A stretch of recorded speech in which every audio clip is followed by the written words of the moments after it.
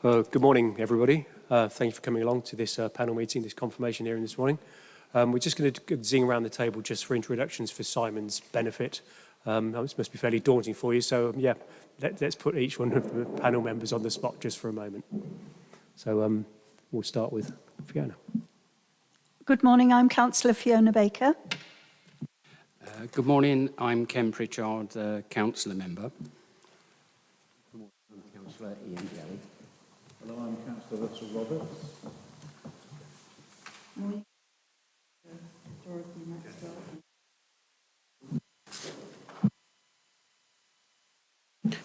Oh, good morning. I actually did welcome you in a moment ago, but I'm Councillor Zoe McGee.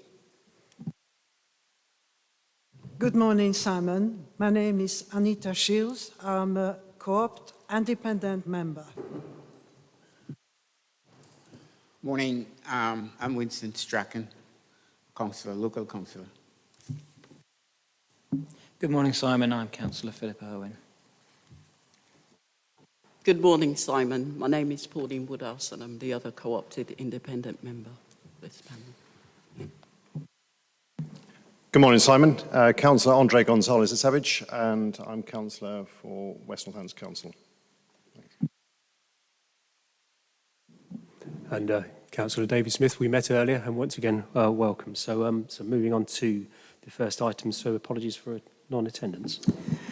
Through you, Chair, we've had apologies for non-attendance from Councillor Jill Mercer with Councillor Ian Jelly substituting, and from Councillor John Paul Carr with Councillor Philip Irwin substituting.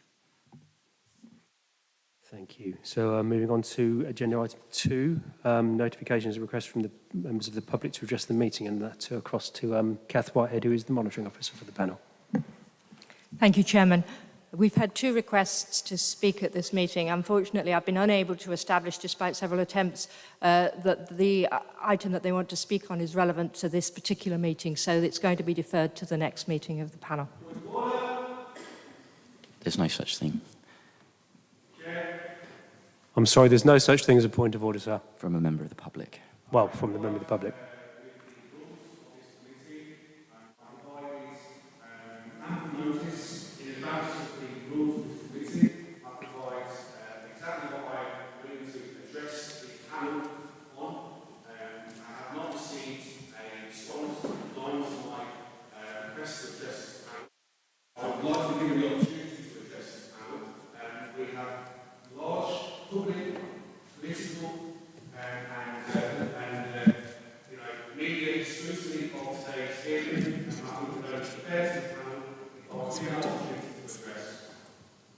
Chair, if a member of the public can't make a point of order, I'll make a point of order on behalf of Adam over there and ask, okay, so why can Adam not address the meeting, and what that he is saying is not within line of what we're here to discuss?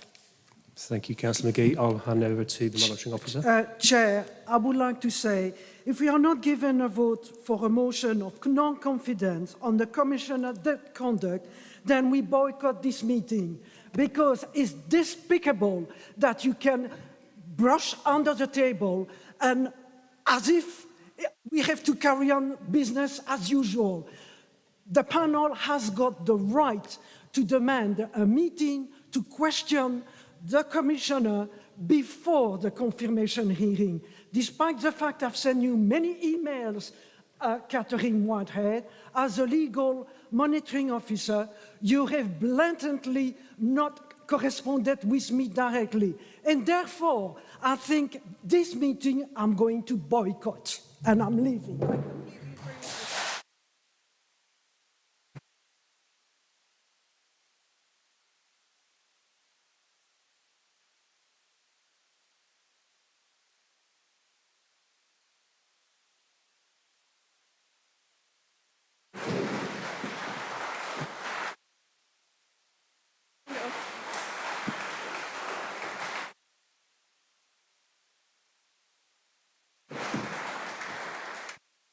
Chair, I have to say I completely agree with Ms Shields.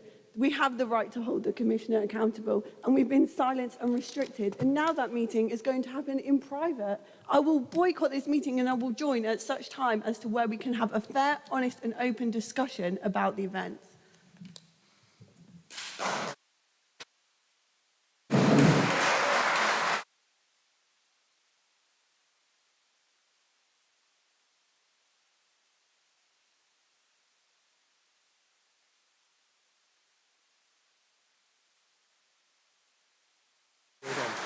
Sorry? The monitor method is just going to spin.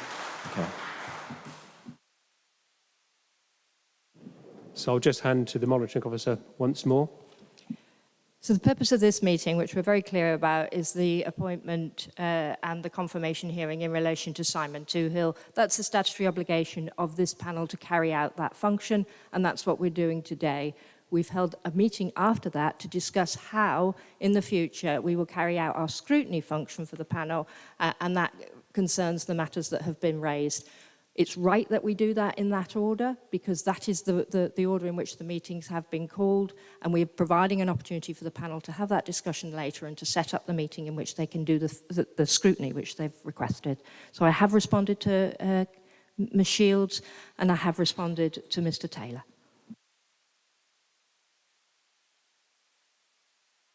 I'm sorry, you can't raise a point of order. We're going to proceed with the meeting now. Please, will you sit down?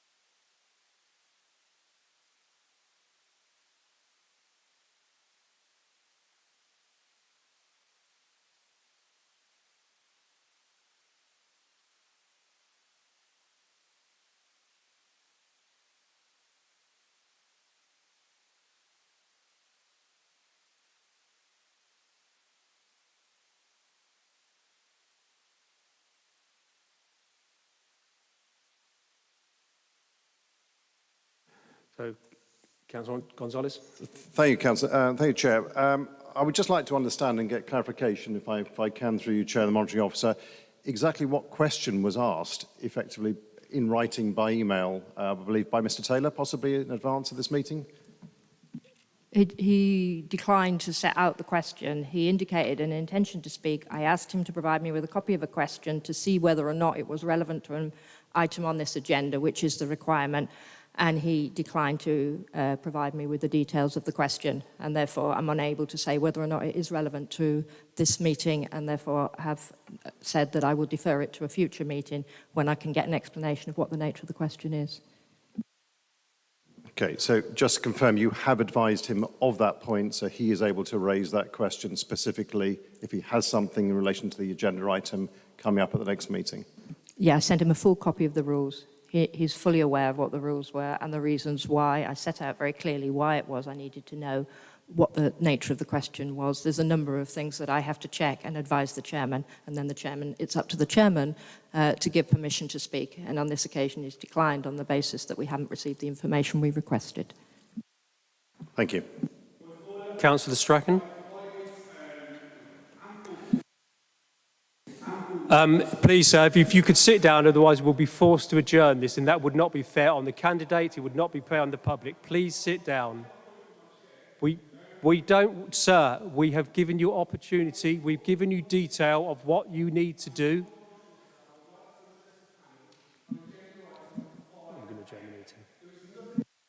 We're going to adjourn the meeting and cease the live footage. I'm afraid you're just not respecting the matters that we're trying to cover this morning.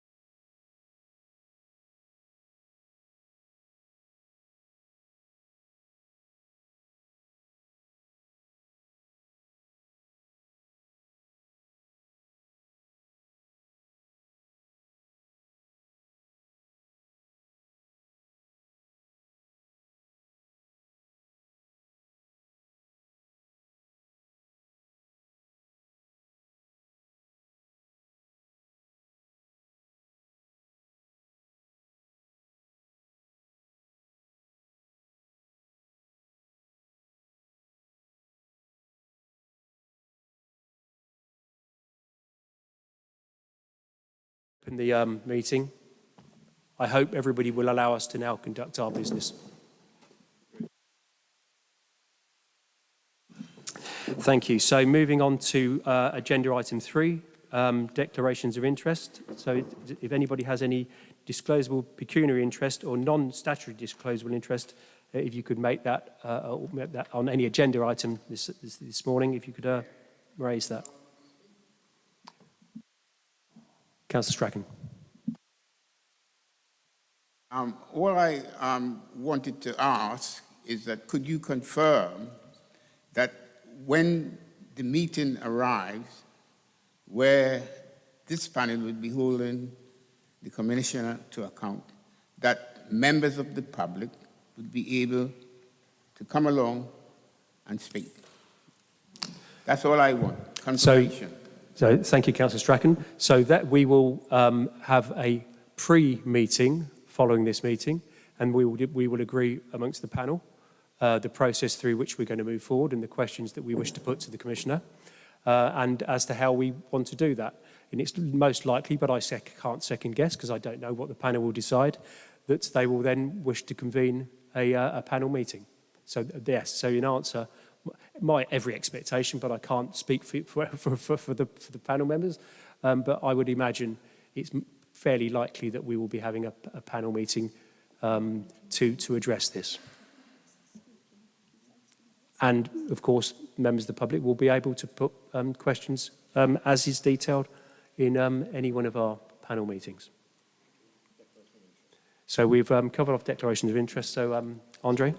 Thank you, Chair. I have a declaration of interest under item 3, which is a general one, which is active supporter for Northampton Search and Rescue as a supporter and fundraiser for them. Thank you, that's noted. No others? Okay, so so number 4, item agenda 4, Chairman's announcements. So this meeting, as you will all know, as you've already heard a number of times this morning, is to carry out the confirmation hearing in relation to the proposed appointment of Simon Tuhill as Interim Chief Fire Officer for Northamptonshire. Our role is to consider certain appointments referred for confirmation. I think it's fair to say we've recognised the concerns around matters on how we are here today, so I won't labour that further. So moving on to agenda item 5. I'd very much like to welcome Simon to the panel this morning. Thank you for coming along.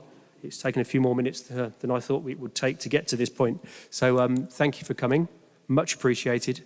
Welcome to Northamptonshire. I don't know how well you know the county, but I'm sure you'll be learning lots about it. But on a personal note, I'd just like to say a big thank you to the fire and rescue services and the emergency services, particularly around the 7/7 bombings. I was on the tube that morning and went through it unscathed. I didn't even know what was going on until I got to my office and saw the awful atrocities rolling out that morning. So just a thank you to you, because I know you were involved in that operation. So thank you. So moving on. So where are we? So James, yes. So. Thank you. So through you, Chair, just to give members an overview of the functions and the panel, the process to be followed today, and the focus of the session as set out in the report at 5A. Carrying out a confirmation hearing on specified senior appointments by the Police, Fire and Crime Commissioner, which includes the appointment of a Chief Fire Officer, is one of the panel's statutory legal functions. Section 4 of the report goes into some of the background to that, the information that the Commissioner is required to provide when proposing the appointment of a Chief Fire Officer, and the task that the panel must then carry out. So to review the proposed appointment, which is done by a confirmation hearing held in public specifically for that purpose, and the outcomes that can result, which in summary are a recommendation as to whether the candidate should or should not be appointed, or the panel also has a power of veto on a proposed appointment if that decision is reached by a specified majority of panel members, which is 2/3 of the membership. Having carried out a confirmation hearing, the panel is then required to make a report setting out its recommendation to the Commissioner. So section 5 of the report then set at paragraph 5.3 then sets out the process to be followed at this meeting, which is already commenced. In questioning the candidate, the panel is advised by national guidance to focus on 2 areas, which are set out at paragraphs 5.4, so those of professional competence, the candidate's ability to carry out the role, and personal independence, the need for the candidate to act in a manner that is operationally independent of the Police, Fire and Crime Commissioner. And as stated there, the panel should think in terms of minimum standards, those set out in the person specification, and role description for the role. Above this level, as stated, the panel might have concerns, but the candidate would still be appointable at the discretion of the Police, Fire and Crime Commissioner. And that is really intended to reflect that the confirmation hearing isn't intended to duplicate or repeat whatever prior process has gone into arriving at the proposed appointment. It's intended to be a safeguard, a final check, in a sense, of the proposed appointment. And then talking further about the possible outcomes of the review are those set out at paragraph 5, 8, A, B and C. And really to emphasise there, the panel does have the ability to recommend that a candidate not be appointed. The Commissioner would be obliged to consider such a recommendation, but we would not be obliged to agree with it. The panel also has the power, should it choose to use it, to veto a proposed appointment in the case of a Chief Fire Officer or a Chief Constable. That is binding. If a veto was made, the Commissioner would be required to come forward with a reserve candidate. But the national guidance is that a recommendation not to appoint should be used very, very rarely, and that a veto should only be used in acceptable... Sorry, Mr. Chairman, just ask that we hold just a moment with Mr. Evans' advice, just whilst the public gallery is organising itself. Thank you.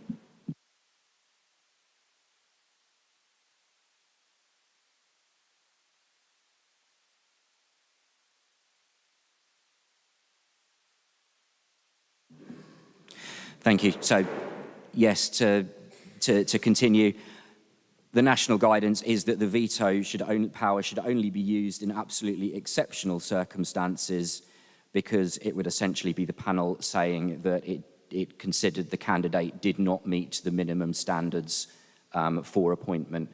Essentially, the candidate was not appointable. So that's an overview of the background, the panel's function, and the way that will be carried out, Chair, all of which is based on national guidance, the legal requirements, and previous practice. Happy to take any questions that members may have on that. Okay, so no questions there, so we shall move on to, I invite the Police, Fire and Crime Commissioner to outline the proposed appointment and introduce the candidate. Over to you. Thank you, Mr. Chairman. So today I'd like to begin by welcoming Simon Toohill to the panel meeting. My priority as the PFCC is always to ensure that Northamptonshire Fire Rescue has the leadership and resources necessary to ensure it continues to improve and modernise so it can best support and protect communities across the county. Over the last 4 years, Northamptonshire Fire and Rescue has gone from strength to strength. The organisation is stable. HMIC FRS judge it to be good operationally in how it keeps people safe. Where it still needs to improve is in its culture, so it becomes an inclusive organisation where everyone is supported, welcome, treated and respected. As members will see from the report in front of them today, Simon has a vast amount of frontline knowledge and experience. This will be a great benefit to the service. My investment in new fleet equipment, large-scale recruitment of new firefighters is already delivering real improvements in performance and improved response times, and I'm determined that the pace of change does not slow. I can assure the panel that the recruitment process that Simon undertook to become Deputy Chief Fire Officer was robust and attracted an extremely high calibre of candidates.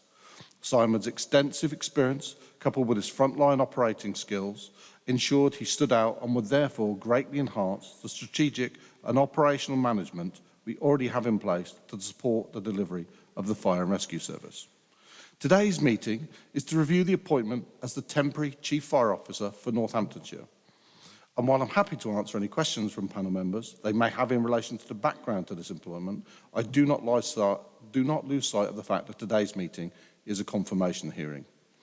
I've already publicly set out and apologised for the mistakes I made in relation to this role.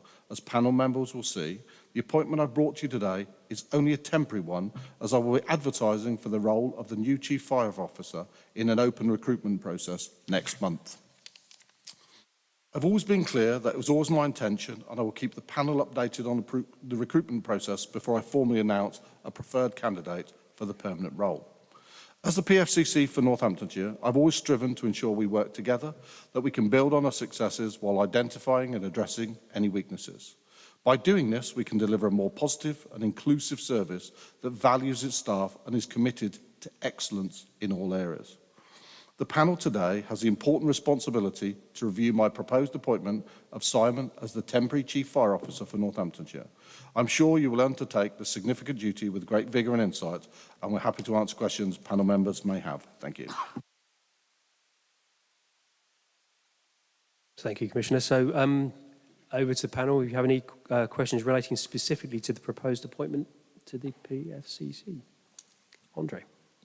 Thank you, Mr. Chairman. I'd like to ask the Commissioner, through you, Mr. Chairman, what assessment was made of the capability of the individuals currently within the service in terms of this particular role. This is no reflection on the individual Simon before us, who I have highest respect for. Thank you. As you may or may not realise, recently we actually are down to one statutory officer. So since the retirement, so actually we do not have other than one Assistant Chief Officer on our thing. He's a good, fine chap, but my determination is, and that's why I'm going for temporary, and in fairness, there was a recruitment process for a deputy, which Simon went through and won. The other candidate didn't put himself forward for that. So that is why, if you like, Simon is the deputy. He beat an awful lot of other candidates. And to be blunt, we brought him here on the basis that he had the talent to be a future chief for us. I'm probably fair to say he wasn't quite expecting us to have this conversation quite this quick, but that's why we were managed to both recruit and attract him.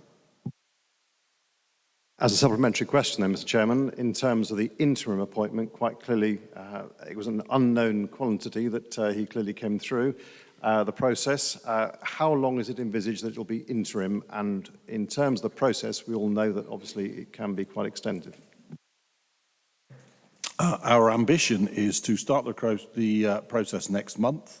We already, a couple of weeks ago, engaged with a recruitment consultant to actually do that work.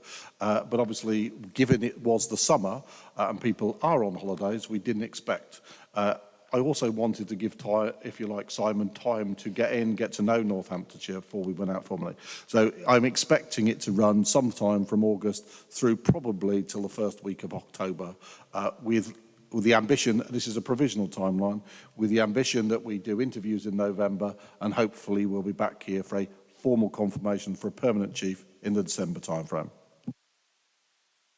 Thank you. Councillor Roberts. Thank you. Simon, good to see you.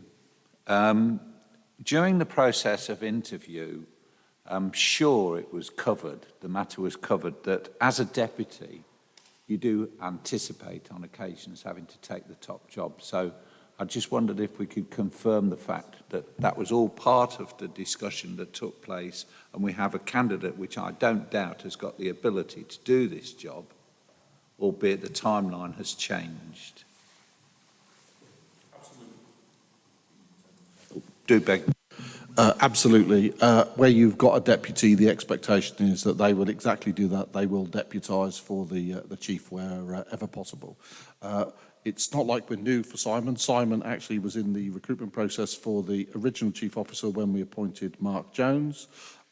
Just given the extensive knowledge that Mark had, obviously he pipped Simon. So we're very glad he was still talking to us, and we were able to attract him to Northamptonshire, and he brings a good bunch of knowledge and potential.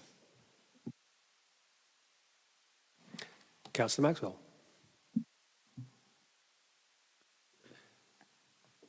Looking at 2.4, I see that this county is quite rural and has a different face to maybe London. I'm not saying you're in London all the time, but does that, the experience of having someone who's worked in I would say more demanding role in a different situation, whereas rural has a different place. Was that something that you took into consideration? First, apologies. I wasn't sure whether you were starting to ask a question for me or for Simon, but I think I can assume it was for me. Like I said, we had a robust recruitment process that Simon made his way through. We also brought in an external chief that came in addition to our own and people from my office. So actually, we did that. At the end of the day, you want a variety of experience. Someone's, as you can clearly see from some of the stuff that Simon's been involved in, some major incidents. We truly hope that he never needs to reuse that experience. But like I said, we saw a lot of potential in him, which is why we attracted him here to Northamptonshire. Like we said, it's a little earlier than we anticipated, but he has that potential. Councillor Strachan. Thank you, Chairman. Commissioner, in 3.5, right to the bottom of that paragraph, it reads, deliver the culture changes required for us to deliver a truly excellent fire and rescue service for Northamptonshire. Is that in reference, is that in reference to the HMICFRS report where it talks about inadequacy? And is it the reason why, one of the reasons why you're trying to appoint someone from outside the service? Because Mark Jones was also from outside the service. Thank you. Look, making an appointment of tonight is always considered. One of the things we do, I don't want anyone to take the impression that there are some individuals in Northamptonshire Fire and Rescue who we would want to be more inclusive. As you say, there has been a report by HMICFRS which talks about the culture across the fire and rescue services of England and Wales. There is also our own, and let's be frank and honest about it.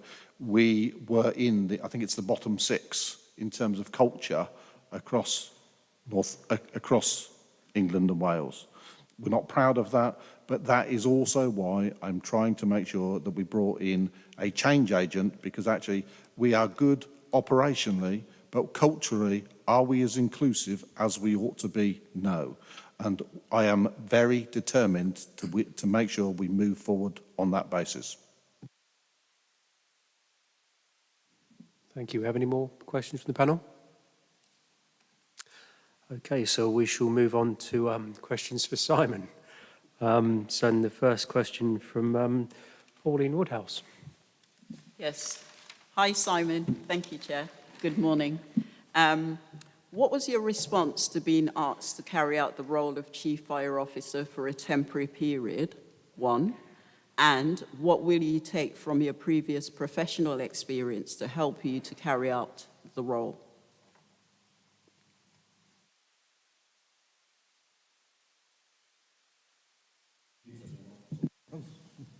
Good morning. Is it working? I'm fresh to this system, so bear with me. Thank you very much for the question. Good morning, councillors. Yes, taking me slightly longer to start speaking this morning, I suspect, than would be normally the case. I think probably to directly answer your question about my response to being asked, deeply honoured. As a firefighter for 25 years, the role I'm undertaking, and hopefully going to carry on undertaking, is the pinnacle of what I can do in the Fire and Rescue Service. Being the Chief Fire Officer is the highest anyone in the Fire and Rescue Service can go.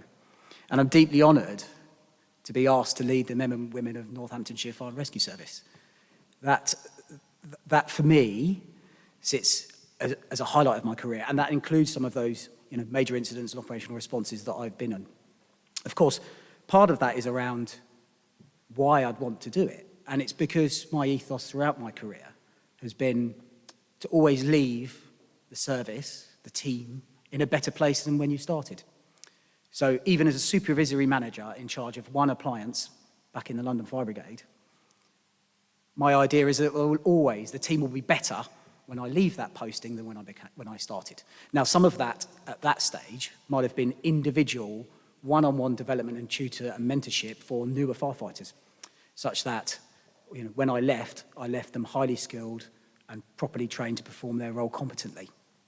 Of course, now I'm being asked to run a whole firm, a whole fire and rescue service. And of course, I'll be in exactly the same place that what I want my service to be is professional, compassionate, and to deliver amazing services to the people of Northamptonshire. So in some ways, I can't add any more than being deeply honoured. And that kind of covers off really what I'm going to bring. My ethos is always leave it better than you found it. Thank you very much.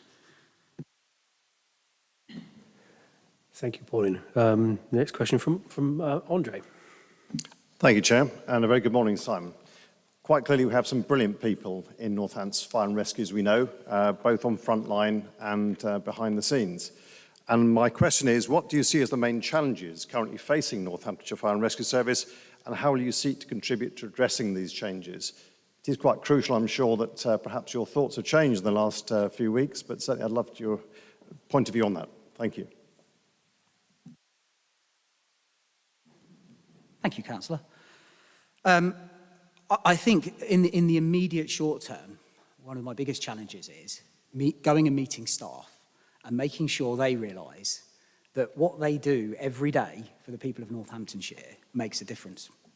And some of the uncertainty and turbulence that we all recognise has been swirling around the service for the last few weeks does not reflect on the job they do. And they need me to tell them that.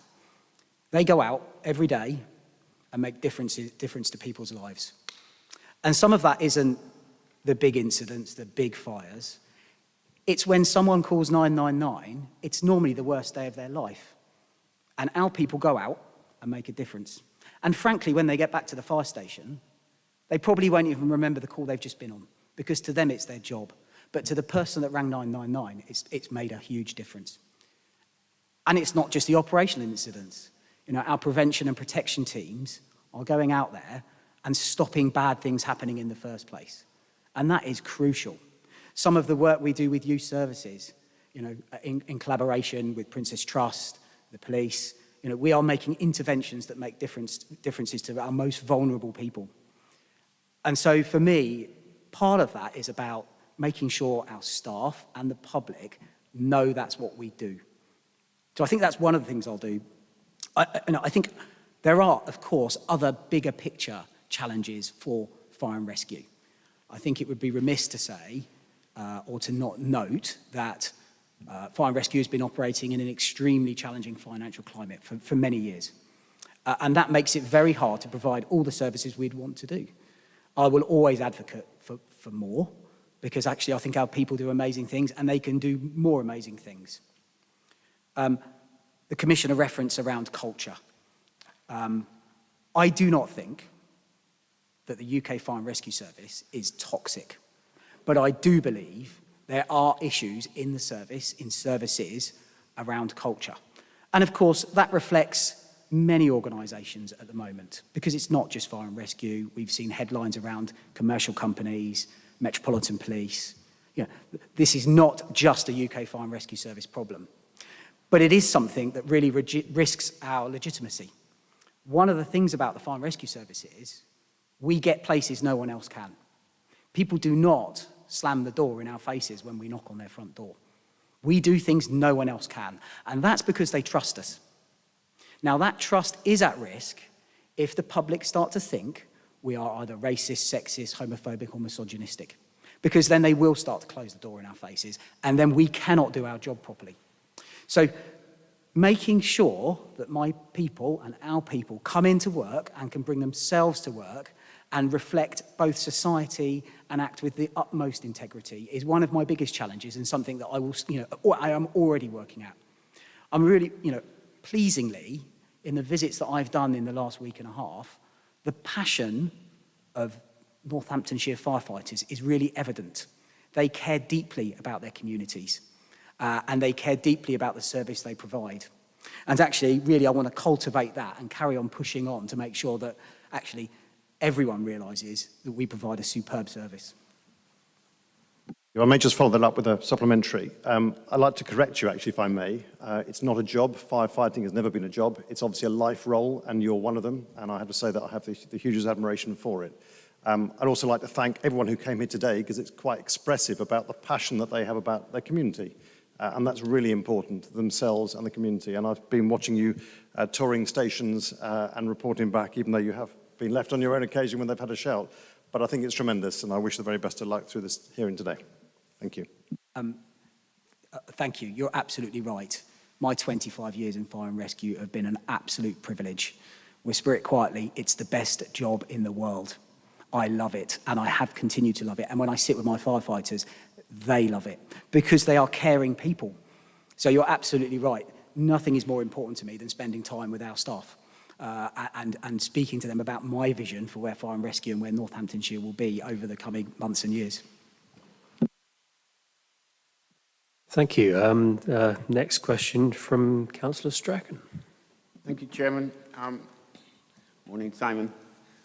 My question to you today is, as Chief Fire Officer, how will you seek to ensure that Northamptonshire Fire and Rescue Service continues to improve its performance and progresses towards providing outstanding rated services for local residents, including responding to the needs of different areas within the county? Thank you. Thank you, Councillor. I've touched a bit on this. There's nothing more important than the people who work for Northamptonshire Fire and Rescue Service. And so getting them to invest in the journey we're on is vital. And of course, there's a two-way street there. They want to see me investing in them. It's a bit of a contract. I expect my staff to turn up to work, wear the uniform, act professionally, do their training, and then go out and provide a service. They need to expect from me that I'll provide them a suitable uniform, the suitable equipment, and indeed the suitable support to be able to do that. And so I expect them to hold me to account as much as I will hold them to account. And of course, part of that is about their trusting confidence in me as a leader, which is why I've been out visiting the fire stations. So I think, our investment in our people in terms of operational training, how they manage each other and how they manage the community is really crucial, and it's something that I'm already pushing for within the service. The way that we are measured on improvement is clearly both via this panel, but also via Inspectorate, via His Majesty's Inspectorate. And it's clear, as the Commissioner said, that Northamptonshire has made really good progress in the effectiveness and efficiency. And actually, our frontline service delivery and our operational delivery is superb. Now, that doesn't mean we rest on our laurels. Nothing stays the same in fire and rescue. The operating environment we are in now is hugely different from 25 years ago when I joined. So we must continue to innovate and improve. Referenced before, the part around culture and our people. I cannot do culture to my staff. That doesn't work. They need to buy into that. And of course, part of that is setting a standard as a leader and being very clear. This two-way street. They can hold me to account for my behaviour and I will hold them to account for theirs.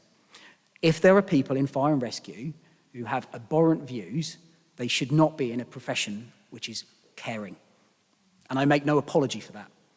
And I'm not sure if there are any in Northamptonshire. I haven't met all of our staff. But clearly in UK Fire and Rescue Service, there are some. And I won't rest while any of those people exist in my career. And part of that is the shame I feel when some of those things are made public. And when I speak to the staff, I'll say to them, you may never have behaved like that. I've never behaved like that.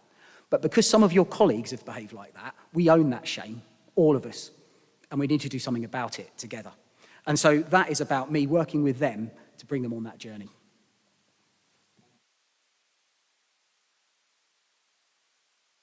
Next question from Councillor Jelly. Oh, sorry, Councillor Jelly over there. Apologies. Councillor Owen.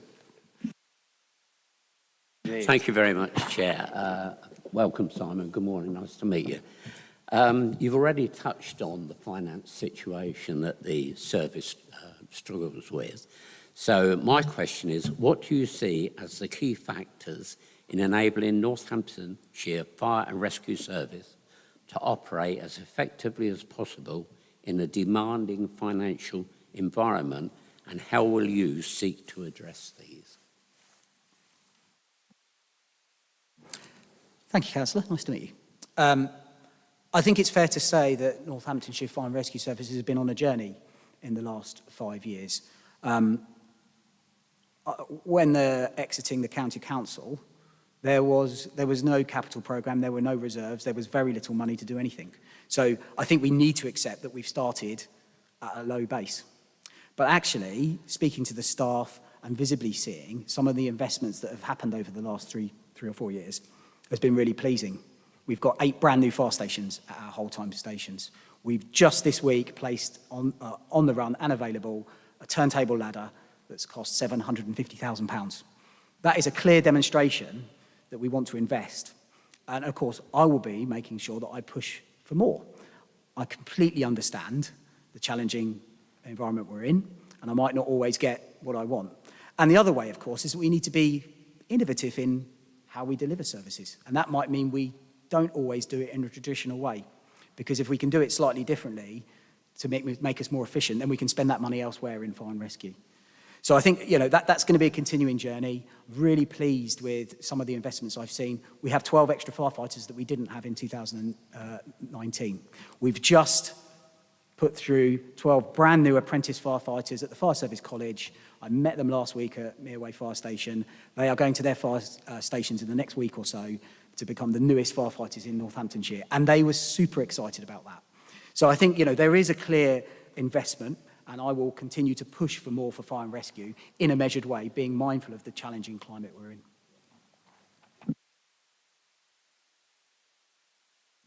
Thank you. Councillor Baker. Thank you. Simon, you have a gist of why I've selected to ask you this particular question already.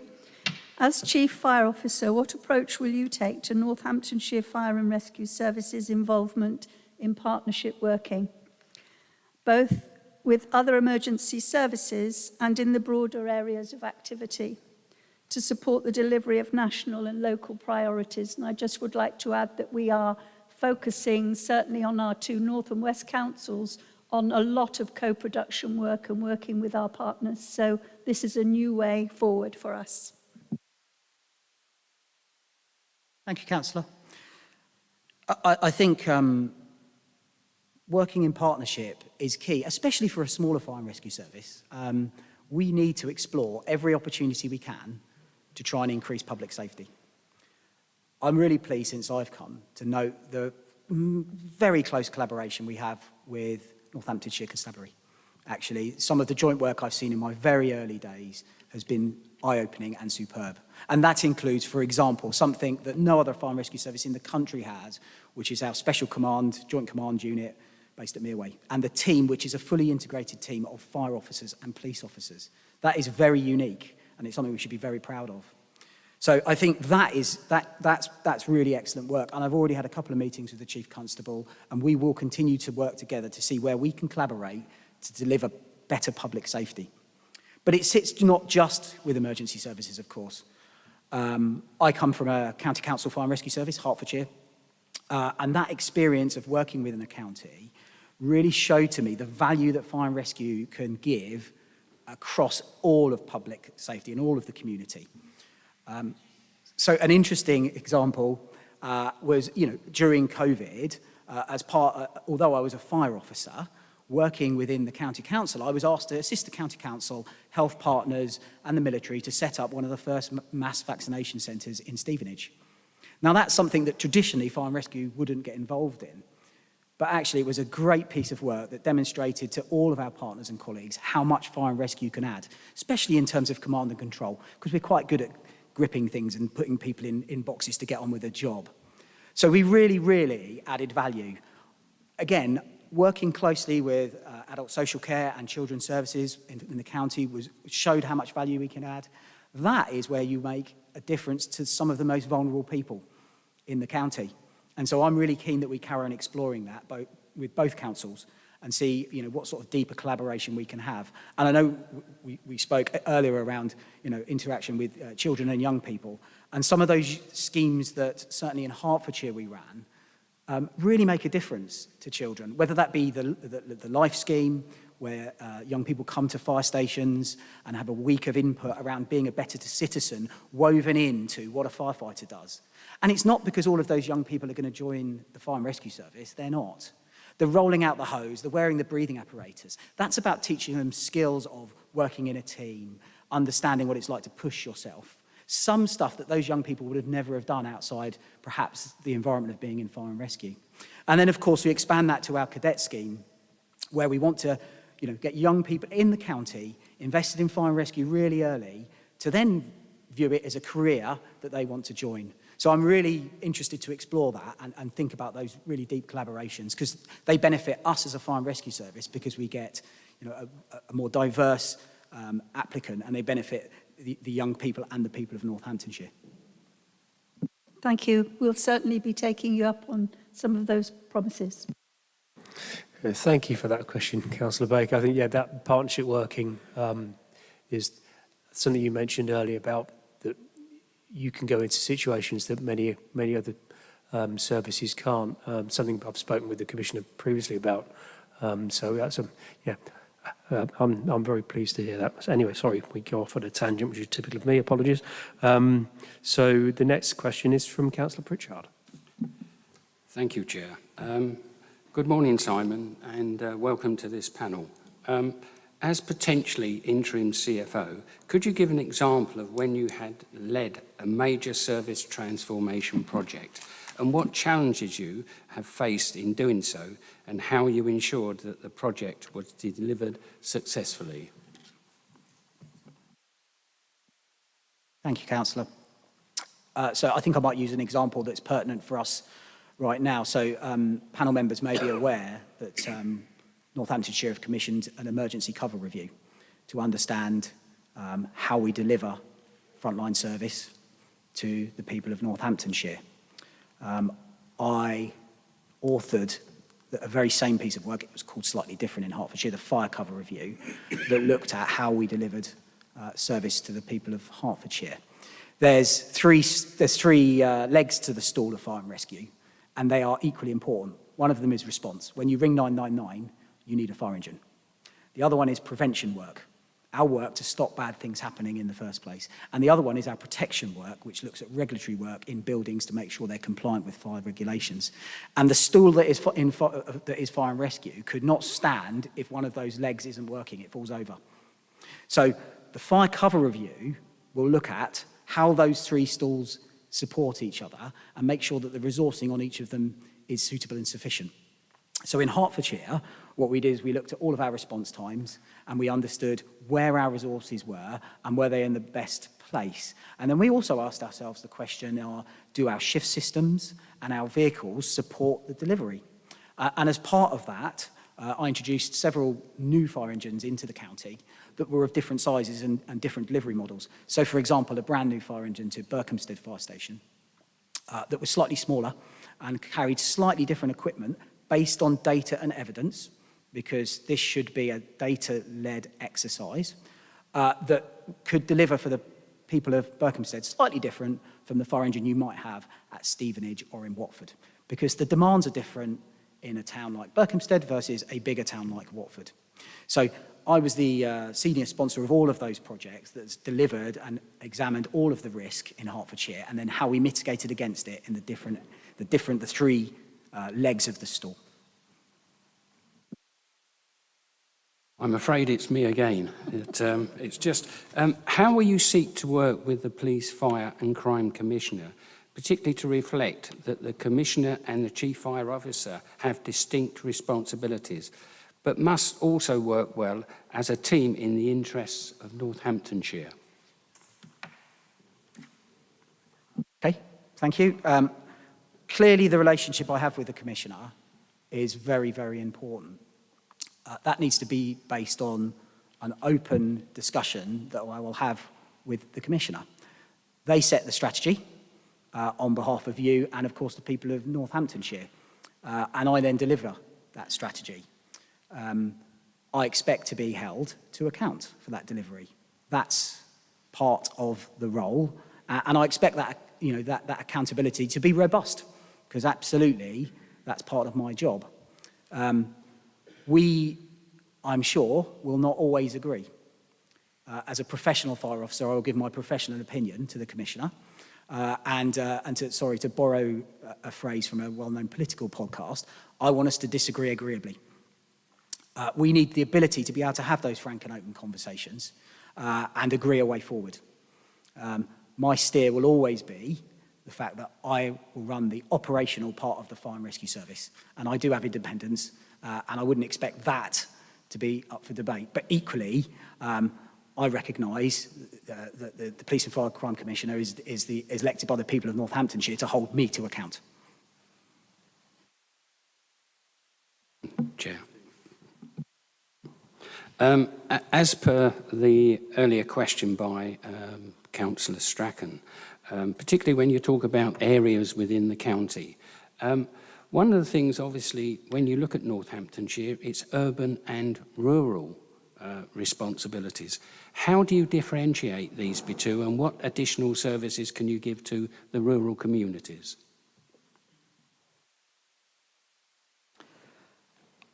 Yes, so I think what I might do is refer back to some of the work within the Hertfordshire Fire Cover Review. So Hertfordshire is a relatively urban county in the south, but in the north, very, very rural as well. So a county of contrasts, similar in terms of the number of whole-time fire stations and those on-call stations supported by the superb people who have other jobs.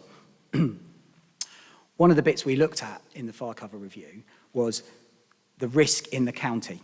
And so this was quite innovative. What we said was, we promise to get you a fire engine within 10 minutes, 90% of the time in their world. But we know there are areas of the county where we cannot get you a fire engine within 10 minutes because it's very rural. And we accept that because if we wanted to, we would have to have a fire station built in the middle of some fields. And that would not be a suitable use of public money. So we accept that there are some areas where we cannot get you a fire engine within that time. And that is the case for all fire and rescue services. The question is then, how do we mitigate against that risk? And so what we used was data from Ordnance Survey and data from Exeter that looked at those lower super output areas, in effect chunks of land with a similar population, that were higher risk because of historical incident data. And then we would then focus our prevention activities in those areas. So some of those rural areas may have been higher risk, and because we couldn't get to them as quickly, we will then spend time focused on prevention to make sure bad things don't happen. And so that then helps both rural communities and, of course, our more urban communities.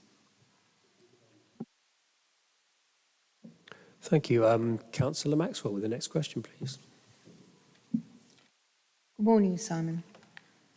As a fire officer, how will you work to support cultural transformation in Northamptonshire Fire and Rescue Service that enables it to develop into a fully inclusive workplace that is representative of communities that it serves?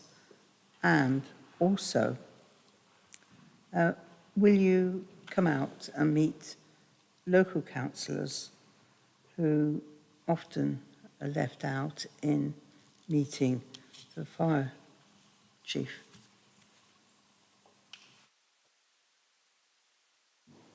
Thank you, Councillor. Some of this around cultural improvements I obviously referred to before, but I'm more than happy to speak about that. I think the first thing is, and we hear this from our staff as well, is about having clear, visible leadership. And that's why I've focused so much of my time in the last week and a half meeting our staff, because they need to have trust and confidence in me as the interim chief fire officer, and of course as the deputy chief fire officer in my substantive role. So I really enjoy going out and visiting fire stations. You know, despite the job I do now, I'm still a firefighter, and listening to them talk about the role they do every day is an honour and a privilege. And of course, meeting the staff at on-call fire stations is a particular honour. I was at Earthlingborough Fire Station 2 nights ago, and sitting and listening to their passion for protecting their local community is a real honour, because they do it because they care about their town and their village. And it you know, it really was quite moving to listen to how invested they are in the safety of their friends, neighbours, and other residents. So for me, going out and speaking to the staff and setting a clear expectation of what they can get from me is very important. I mentioned before about setting the standard, and then you can hold me to account, but I can hold them to account. And it doesn't matter to me whether you're the chief fire officer or whether you're a firefighter who's only been in the service for a week. We all live to the same code of ethics. There's a national code of ethics for fire and rescue. We are all held to account for the same code of ethics. And there's no double standard. So my time spent with them will make sure that they understand that. Now, I do think in fire and rescue, there are more structural issues that we need to talk about. So some of those are around the very fabric of our buildings that were built years ago, and frankly, over the years, maybe haven't had all the investment they should have, that do not support the diversity that I would like to see. So as an example from my previous service, I had a fire station where a female firefighter, if I'd posted a female firefighter there was no dedicated changing facilities, and they'd have to drag their equipment across into a toilet and get changed. That says a lot about how much a service values people from different communities, and we need to fix that. And that's the bit I'll be having the conversation around securing the funds to be able to make sure the very fabric of our building supports diversity. And that also moves on to perhaps our policies and procedures that were maybe written years ago that need to support people from diverse and underrepresented groups. That's on me as the chief. I will demonstrate to my staff that we'll start to look at those things.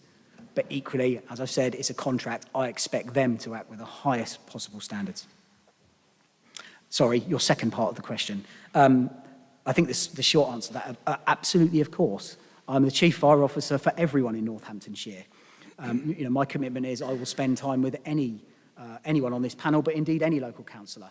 Now, hopefully, there are very strong relationships between the fire stations, the local station commanders and group commanders at the various county and local forums. But I'm more than happy to also be part of those and spend time, you know, speaking to anyone. Another question? Can I just follow up on that? Of course, Councillor Maxwell. Right. Well, given the fact that there are 104 villages in North Northants Council, that's quite a lot of villages to trot round. Do you think that they would like to know, from their perspective, just how you're actually going to move forward on the policies which you aim to do? So do you see that as something that you would welcome to meet them and discuss aspects of fire in their area? Absolutely. As the interim chief, I'll be held publicly to account by the commissioner, by yourselves, by local councillors. Now, I need to be careful I don't promise to come out and visit 104 councils in the next couple of, because clearly, there's a capacity issue. Yeah. Thank you. Yes, just I think Councillor Baker, as always, has come up with something I'm sure will be useful to you. I think an invitation to the meeting of the NALC in our county, which is the organisation that supports all of our parish councils in Northamptonshire, would be a good place for you to meet as many people as possible.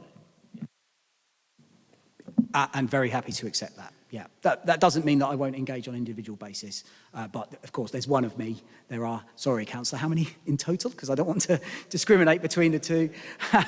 But there are many, many towns, and of course I can't be at all of them all of the time. But what my commitment is that the firefighters, the staff will be. You asked me a question about where we're going and our journey of improvement. My commitment is that we're not going to rest on our laurels. Our journey of improvement should be evidence and data-led. Now, frankly, that might mean we do have some challenging conversations about what delivery looks like. But my backstop to that will be evidence and data-led. And as a professional officer, I will sit and say, this is the reasons we might want to change this or move this or be like that.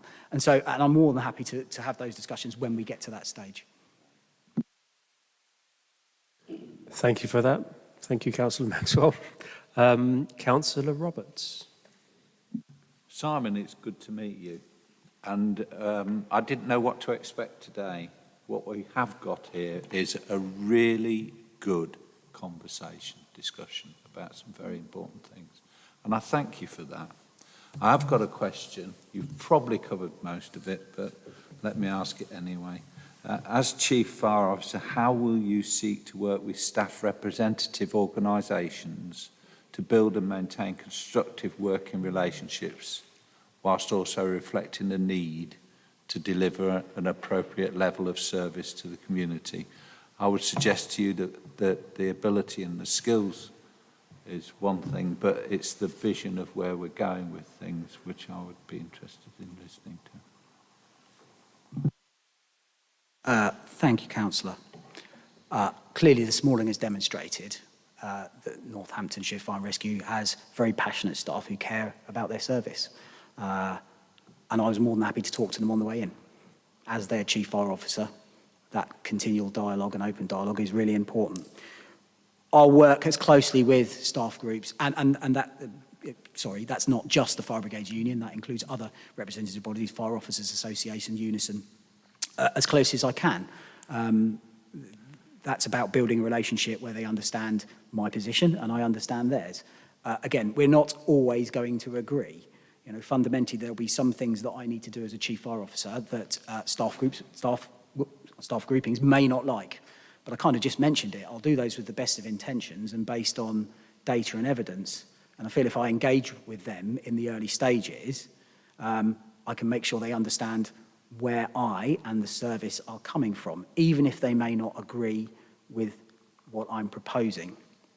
I've already met with FBU representatives, and I'm happy to have an ongoing and an open dialogue with those as we go forward. I think, the relationship with them is very important. And it's fair to say that over the last few years, perhaps the relationship between senior managers in Fire and Rescue and the Fire Brigade Union has actually improved. So, you will, councillors, probably be aware of the issues around pay last year. I think most senior managers in Fire and Rescue Service absolutely thought that firefighters deserved a substantial pay rise. And so whilst it's been challenging for us to find the budgets to do that, I think we all recognised that because our fire staff do amazing things, as I've previously referenced. So that relationship has improved. And so my driver is to make sure it continues to improve, but accepting the fact that I have to run the Fire and Rescue Service. And that means, whilst wearing these rank markings, I will make decisions they do not like.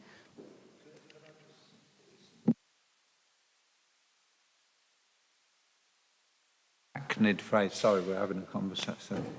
It's a hackneyed phrase, but I do like organisations. I think their most successful organisations do want to be the first choice employer. And I make no secret of the fact that that's exactly what I want for the whole of Northamptonshire. Nothing else will do. And it's pleasing to hear what you've just said. Thank you, Councillor Roberts. Councillor Owen. Thank you. This one follows quite neatly on from the previous question. Simon, what key principles will you seek to apply as the operational leader of Northamptonshire Fire and Rescue Service in order to inspire confidence and respect in your leadership amongst staff members? Again, I'll probably reference some of this in my previous answer. What I would say is confidence in my staff. I will set my stall out is nothing is more important to me than my staff's safety. Nothing. They need to come to work every day and they need to be able to go home to their families at the end of the day. And if I retire at the end of my career, whether it's as a chief or the deputy chief, and I am sitting somewhere having a cold beer, if I can say that none of my firefighters got seriously hurt or injured, I've had a good career. Because nothing is more important. And of course, they need to understand that. Now, that means that I need to give them the equipment to stay safe, the ability to do their training, the facilities to be able to do the training, so that they can resolve operational incidents safely and not be killed or seriously injured. Now, my expectation of them is, again, this contract that I have, is that they do turn up to work and do their training so that they are professionally skilled and they do stay safe. And so I think that part is the critical relationship. They need to understand how seriously I take that and that I will always look after their health and safety.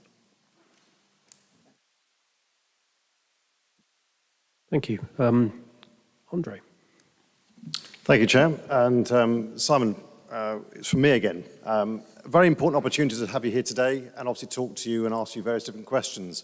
And it's an important point also to ask you what you feel, what you really think that the Chief Fire Officer role, representation, engagement should be with the Police, Fire and Crime panel, given the respective roles of the panel and the Commissioner. So there are distinctive areas there, but what do you think your relationship as interim, if that is the case, comes about should be?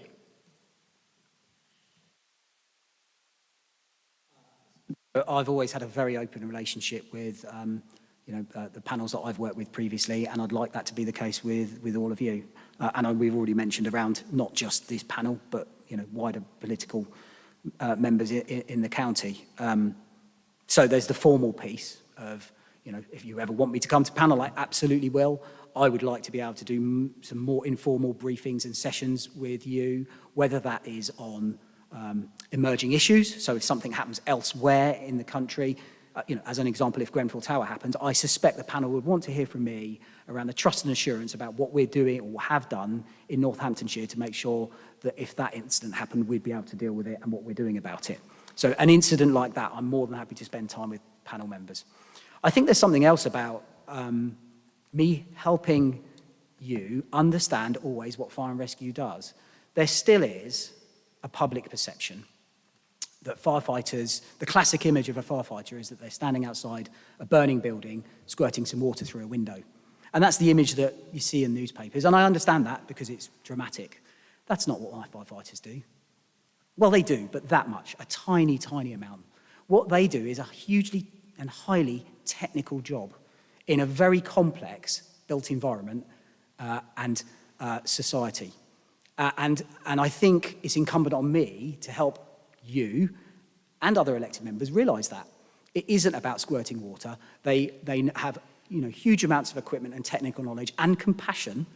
And the more I can get you to fire stations to understand that, the better it will be, actually. Because I want to break down that stereotypic image of squirting water. We do way more than that. We're way better than that. Now, equally, we've got some cool kit, and I'm really happy. So the new turntable ladder at Mearway, any councillor wants to come down and go 42 metres up on that, very happy to allow you. Why wouldn't we share some of that kit and capability? So if you want to do that, more than happy. And I think if we have some awareness sessions around what we can and can't do, but I don't want to just focus on operational delivery because we do so much more.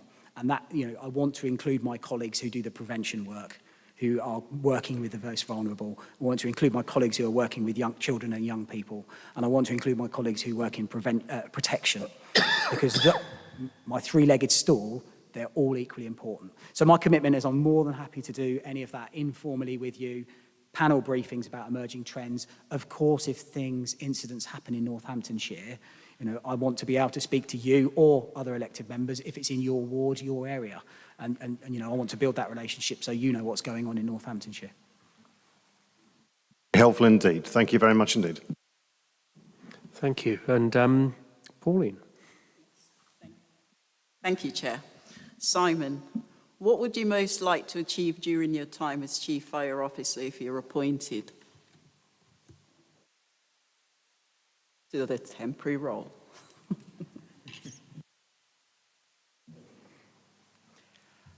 I think certainly in the very short term, I've spoken before about some of the turbulence around Northamptonshire Fire and Rescue Service.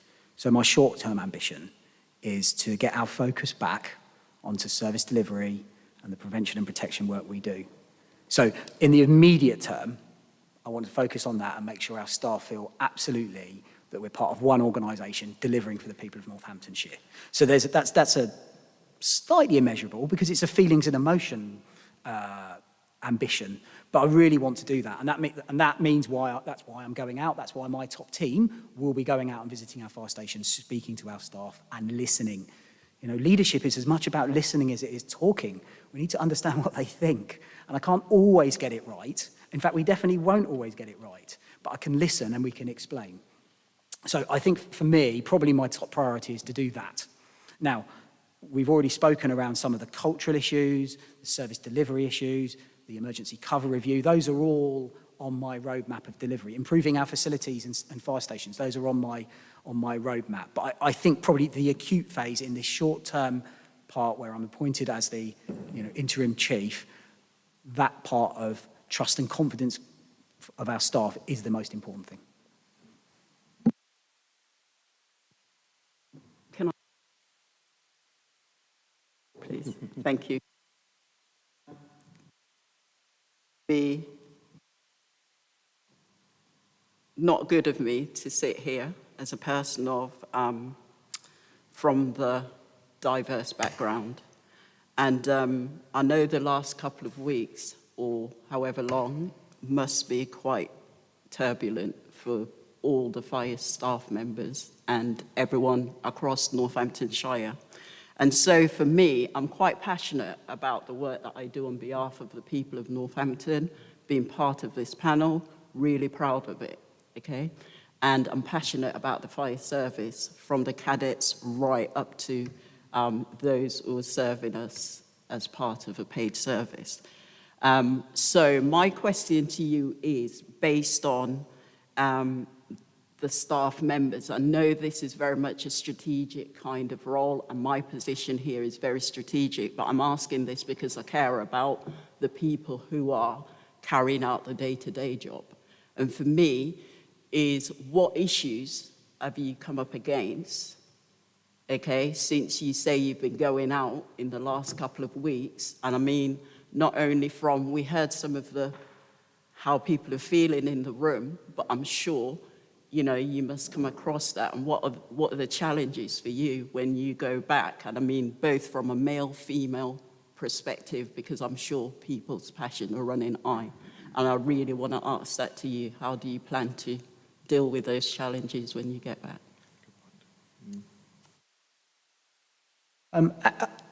Thank you for the question. I think, to be fair, my experience on the fire stations I've visited so far has been so positive, and that makes me very proud.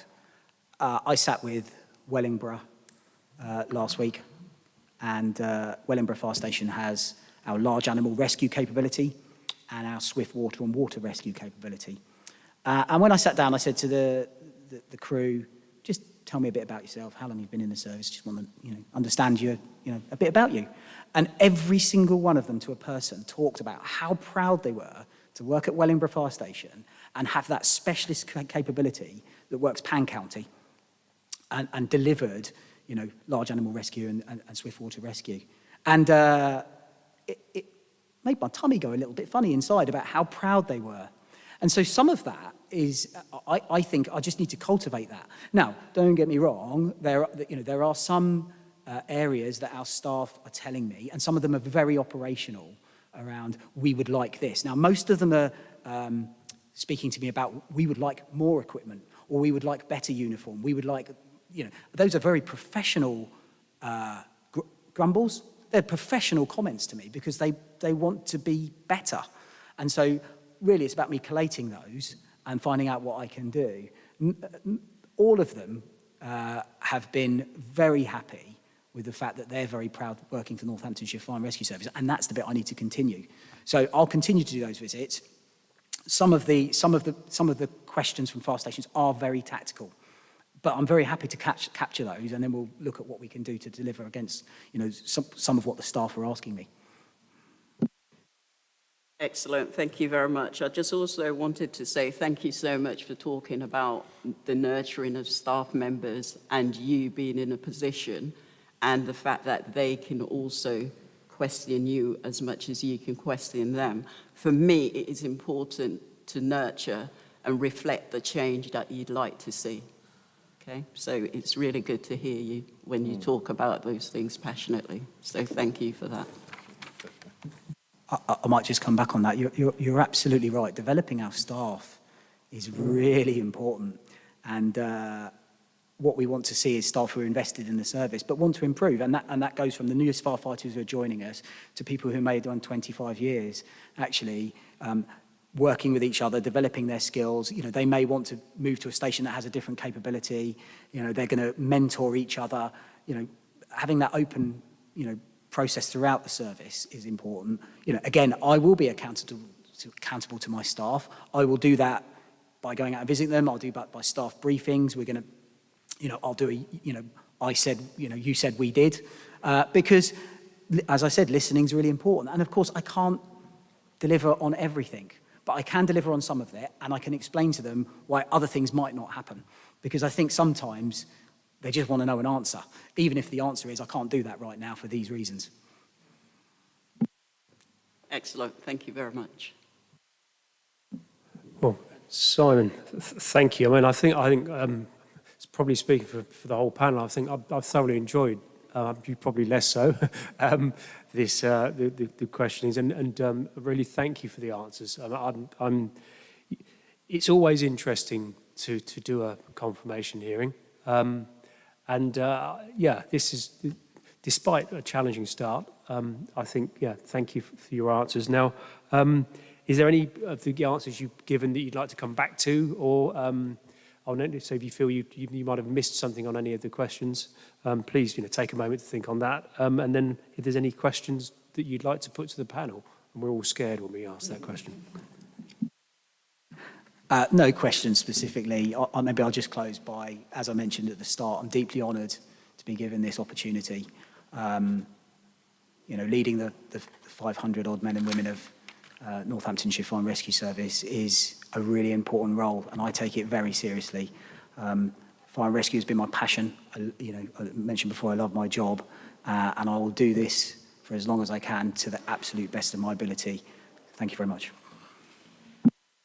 Chair, can I ask a final question, if I may? Of course, Andrea. Much indeed, Chair. I'd like to ask a final question of Simon, if I may. Simon, you have approximately 5 months to make a tremendous impact in Northampton Fire and Rescue. I know you're starting at a turbulent time, and quite clearly there's been an awful lot of noise out there in the last couple of weeks, perhaps something you never envisaged when you originally applied for the role. I'd like to ask you to be blinkered from that point of view and think, eat and drink fire and rescue, obviously, from that point of view. And please don't be hesitant in coming forward if you feel that there are elements there that you need to raise, because I'm sure you'll have, and I don't speak on behalf of the panel or the chair, but I'm sure you have plenty of good support here, definitely, in terms of any points or any matters you'd like to raise with us. Always a listening ear. Thank you. Thank you, Chair. That's much appreciated, Councillor. Thank you. I really appreciate that. Clearly, it's going to take me some time to learn about Northamptonshire. You know, I'm still learning the names of all of our fire stations. That's going to take some time, but I'm really looking forward to it. I think that, can I just mention as well around some of the, you know, some of the priorities for me. I've talked about going out and meeting our staff, but equally I think it's really important that I understand how Northamptonshire Fire and Rescue runs, the interaction with the Commissioner, how our governance processes work, and those can sound pretty boring sometimes, but actually I'm responsible for many millions of pounds of public money, and that means I need to run a service in a professional, business-like way. And so I'm going to be really getting under the skin of what our governance process looks like, where our decision-making is it made at the right level, how our officers interact with each other, to make sure that we do that properly. Because if we don't do that properly, we won't end up with the solutions that mean we can deliver for the people of Northamptonshire. So a really good example is if we don't procure our fire engines properly, we end up with a fire engine that doesn't do the job it's supposed to. And my staff will say, well, it doesn't do this properly. So whilst governance might sound like a boring word, if we get it right, the staff get the solutions, whether they be IT, fire engines, or refurbishment of station facilities, that they want. And they'll probably go, why are you even talking governance? It just works. But that's not a fluke. A lot of work goes in to make sure that those things work properly, to mean that we can deliver a proper service. I apologise, but I'm sure it'll be a fabulous question. So, Very Councillor Pritchard. quick indeed. It's when I first started my career, I always wanted to join the police force or the fire service. After listening to what you've just said, I'm sure I would have joined the fire service. Thank you for that. So that concludes Probably that. said the same to the chief constable as well. That concludes the tricky bit. Thank you, Stephen. So moving on to agenda item 6, urgent business, and we have no urgent items to be admitted to the agenda, so we'll move on from that and across to James. Thank you, Chair. So, yeah, the panel's required to, or asked to agree to go into private session to then consider and agree its report and recommendations on the proposed appointment. So if I could invite the panel to agree that under Section 100A of the Local Government Act 1972, the public be excluded from the meeting for the following item of business on the grounds that if the public were present, it would be likely that exempt information under Part 1, Paragraph 1 of Schedule 12A to that Act would be disclosed to them. We agreed with that? Yes? Agreed. Thank you.